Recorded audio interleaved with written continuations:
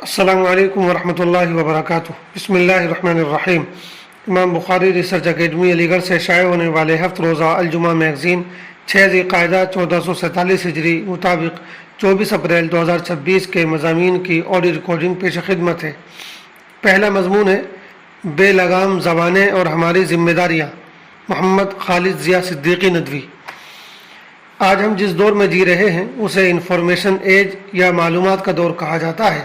ہر طرف خبروں، باتوں اور تبصروں کا سیلاب ہے، لیکن افسوس کہ ہماری بے لگام زبانوں کی وجہ سے ہمارا معاشرہ تاش کے پتوں کی طرح بکھر کر رہ گیا ہے۔ ہمارے خاندانی اور سماجی زندگی میں انتشار کی ایک بڑی وجہ سنی سنائی باتوں پر بغیر تحقیق کے یقین کر لینا ہے۔ اللہ رب العزت نے سورہ بنی اسرائیل کے 4 رکوع میں ہمیں وہ سنہری اصول عطا فرمایا ہے جو ہمارے گھروں کو ٹوٹنے سے اور ہماری آخرت کو برباد ہونے سے بچا سکتا ہے۔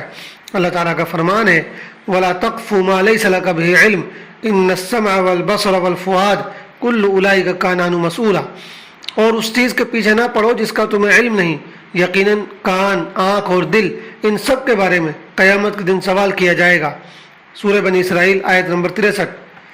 اس آیت میں اللہ تعالیٰ نے 3 گواہوں کا ذکر کیا ہے، ہماری آنکھ، ہمارے کان اور ہماری سوچ یعنی دل۔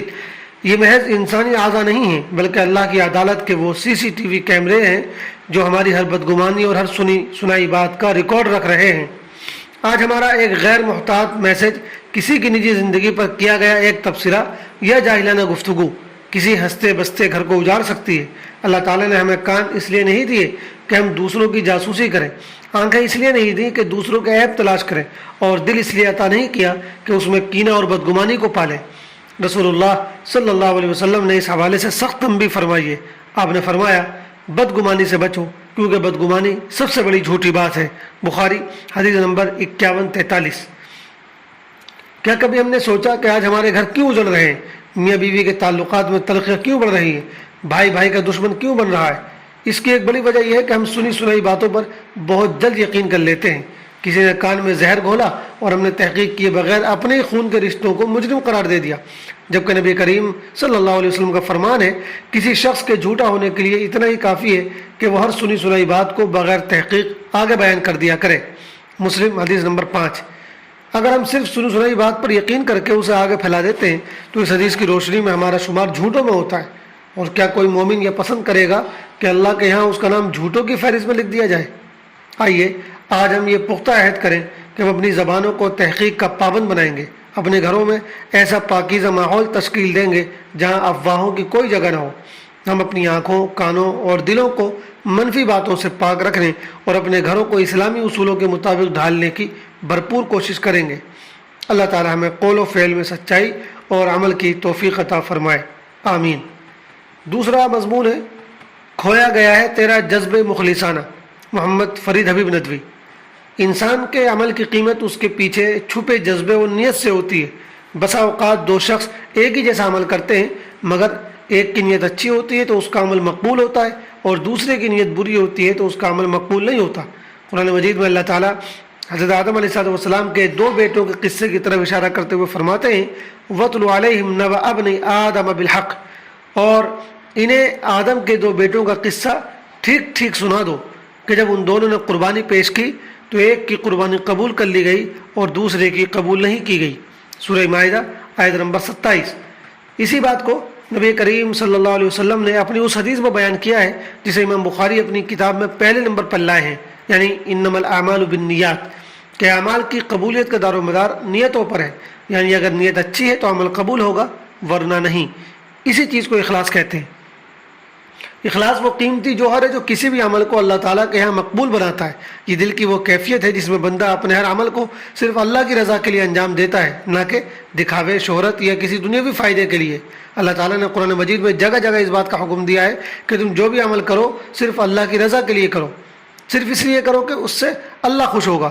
ایک جگہ فرمایا وَمَا أُمِرُوا إِلَّا لِيَعْبُدُوا اللَّهَ مُخْلِصِينَ لَهُ الدِّينَ، اور انہیں حکم نہیں دیا گیا مگر یہ کہ اللہ کی عبادت کریں اسی کے لیے دین کو خالص کرتے ہوئے۔ سورہ بینہ آیت نمبر 5۔ ایک دوسری جگہ فرمایا الا للہ الدین الخالص، خبردار خالص دین اللہ ہی کے لیے ہے۔ سورہ زمر آیت نمبر 3۔ ایک اور جگہ فرمایا فدعوا اللہ مخلصین لہ الدین، سورہ مومن آیت نمبر 14۔ لہٰذا تم اللہ ہی کو پکارو اسی کے لیے بندگی کو خالص کرتے ہوئے۔ اگر عمل میں اخلاص ہو تو چھوٹا سا کام بھی بہت بڑا بن جاتا ہے، ایک معمولی سی نیکی بھی اللہ کے ہاں عظیم اجر کا سبب بن سکتی ہے۔ اللہ تعالیٰ فرماتے ہیں من کان یرید حرث الآخرۃ نزد لہ فی حرثہ، کہ جو آخرت کی کھیتی چاہتا ہے ہم اس کی کھیتی میں اضافہ کر دیتے ہیں۔ سورہ شورى آیت نمبر 20۔ اخلاص انسان کے دل کو سکون دیتا ہے، عمل میں برکت پیدا کرتا ہے اور بندے کو اللہ کے قریب لے جاتا ہے۔ ایسے لوگ دنیا کی تعریف کے محتاج نہیں ہوتے بلکہ ان کا مقصد صرف اللہ کی رضا ہوتا ہے۔ دوسری طرف جب اخلاص کمزور پڑتا ہے تو انسان کے اعمال میں ریا اور دکھاوا داخل ہو جاتا ہے، عبادت بھی ہوتی ہے، صدقہ بھی دیا جاتا ہے، مگر نیت اللہ کی رضا کے بجائے لوگوں کی تعریف حاصل کرنا ہوتی ہے۔ یہی وہ بیماری ہے جسے شرک خفی کہا گیا ہے۔ نبی صلی اللہ علیہ وسلم نے فرمایا مجھے تم پر سب سے زیادہ خوف شرک اصغر کا ہے۔ صحابہ نے پوچھا وہ کیا ہے؟ آپ نے فرمایا ریاکاری یعنی دکھاوا۔ مسند احمد۔ ایسے شخص کے بارے میں حدیث میں آتا ہے کہ قیامت کے دن سب سے پہلے جن لوگوں کا حساب ہوگا ان میں ایک عالم، ایک مجاہد اور ایک سخی ہوگا، مگر ان کے اعمال رد کر دیے جائیں گے کیونکہ انہوں نے یہ سب کچھ لوگوں کو دکھانے کے لیے کیا ہوگا۔ اس لیے کہا جائے گا کہ تم نے جس مقصد سے عمل کیا تھا وہ تمہیں مل چکا ہے، تمہیں نام اور لوگوں کی تعریف حاصل ہو چکی ہے، اب تمہارے لیے کوئی اجر نہیں۔ صحیح مسلم۔ آج کے زمانے میں سوشل میڈیا، شہرت کی طلب اور تعریف کی خواہش نے اس بیماری کو اور بڑھا دیا ہے۔ ایسا محسوس ہوتا ہے کہ اخلاص آہستہ آہستہ ہماری زندگیوں سے رخصت ہو رہا ہے۔ لوگ ایسی عبادتیں بھی جو خالص اللہ کے لیے انجام دی جاتی ہیں شہرت حاصل کرنے اور وائرل ہونے کے لیے کرنے لگے ہیں۔ مسجد کی امامت اور مدرسے کی تدریس بھی اخلاص کی خوشبو سے محروم ہوتی جا رہی ہے۔ سماجی خدمات کے میدان میں تو اخلاص خالی نظر آتا ہے۔ ایسے دور میں ضرورت ہے کہ ہم اخلاص کے جذبے کو عام کریں، اپنی نیتوں کو درست کریں اور خدا تعالیٰ کے حضور اپنی بدنیتی پر توبہ و استغفار کریں۔ اللہ پاک ہم سب کو اخلاص نصیب فرمائے، آمین۔ تیسرا مضمون ہے خدا را حج و عمرہ کے تقدس کو پامال نہ کریں۔ محمد فرید حبیب ندوی۔ حج اور عمرے کا سفر اور حرمین شریفین کی زیارت بڑی خوش نصیبی کی بات ہے۔ مکہ مکرمہ اور مدینہ منورہ پہنچ کر انسان ایسی یادگاروں کو دیکھتا ہے جو اسے اللہ کی طرف متوجہ کرتی ہیں اور اس کے ایمان کو تازہ کر دیتی ہیں۔ اسے حضرت ابراہیم علیہ السلام یاد آتے ہیں جنہوں نے اللہ کو راضی کرنے کے لیے اپنے بیٹے کے گلے پر چھری چلا دی تھی۔ اسے حضرت اسماعیل علیہ السلام یاد آتے ہیں جو چھوٹے بچے تھے مگر پھر بھی انہوں نے باپ کی چھری پر اپنی گردن پیش کر دی تھی۔ اسے حضرت حاجرہ علیہ السلام یاد آتی ہیں جو اللہ کی رضا کی خاطر اپنا گھر بار چھوڑ کر ایک ویران جنگل میں آ بسی تھیں جہاں نہ پانی تھا، نہ اناج اور نہ ہی کوئی آدمزاد۔ پھر وہ پانی کی تلاش میں صفا و مروہ کی پہاڑیوں پر اس طرح دوڑی تھیں کہ اللہ نے اسے شریعت کا حصہ بنا دیا۔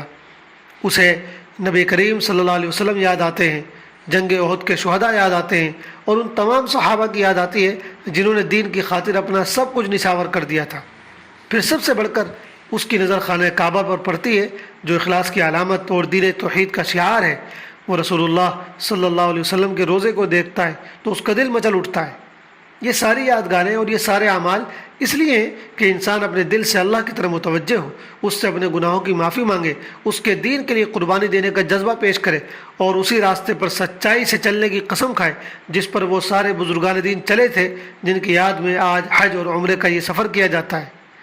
یہ مبارک سفر انسان کی روح کو تازگی، ایمان کو قوت، یقین کو مضبوطی اور شعور کو گہرائی عطا کرتا ہے۔ اس سے اللہ اور اللہ والوں کی محبت میں اضافہ ہوتا ہے۔ مگر افسوس آج کل اس مبارک سفر کو بھی لوگوں نے تفریح، سیاحت اور وائرل ہونے کا ذریعہ بنا لیا ہے۔ بڑی تکلیف ہوتی ہے جب لوگ طواف کرتے ہوئے، روزہ مقدس کی زیارت کرتے ہوئے اور دوسرے اعمال ادا کرتے ہوئے سیلفیاں لیتے ہیں، ویڈیو پہ ویڈیو بناتے ہیں اور فوٹوز پہ فوٹوز لیتے ہیں۔ اس سفر کا تقدس سے ختم کر دیا ہے۔ یقیناً لوگ چاہتے ہیں کہ اس سفر کی یادگاریں محفوظ کر لیں، اس لیے وہ ایسا کرتے ہیں، لیکن بات یہ ہے کہ آج کل یہ کام جس انداز سے کیا جا رہا ہے وہ صرف یادگار محفوظ کرنے کے لیے نہیں معلوم ہوتا بلکہ اس کے پیچھے وہی فاسد جذبہ معلوم ہوتا ہے جس کا اوپر ذکر کیا گیا۔ اگر کسی کو یادگار محفوظ کرنی ہی ہے تو خاموشی سے چند فوٹوز یا ویڈیوز بنائی جا سکتی ہیں، لیکن لوگ جس طرح ولاگ بناتے ہیں، ریل وائرل کرتے ہیں اور بڑے اہم مقامات پر بھی سیلفی لینے میں مشغول ہو جاتے ہیں، جبکہ وہ مقامات ایسے ہیں کہ سب کچھ بھلا کر بس اللہ کو یاد کیا جائے، تو اس سے یہی محسوس ہوتا ہے کہ شیطان نے انہیں ایسی مقدس سرزمین پر بھی فضول چیزوں میں مشغول کر دیا ہے۔ پھر دوسری طرف اس طرح کی حرکتوں سے اخلاص بھی متاثر ہوتا ہے، جبکہ یہ عبادتیں اسی وقت کام آ سکتی ہیں جب اخلاص کے ساتھ انجام دی جائیں۔ اس لیے خدا کے واسطے اس مبارک سفر کا خیال رکھیں، ابھی حج کا موسم شروع ہو رہا ہے، جو حضرات جانے والے ہیں انہیں چاہیے کہ کوئی ایسی حرکت نہ کرے جس سے ان کے اس سفر میں خرابی پیدا ہو۔ اللہ تعالی ہم سب کو صحیح سمجھ اور عمل کی توفیق عطا فرمائے، آمین۔ چوتھا اور آخری مضمون ہے مسائل۔ احرام کی چادروں کا لباس بنانا۔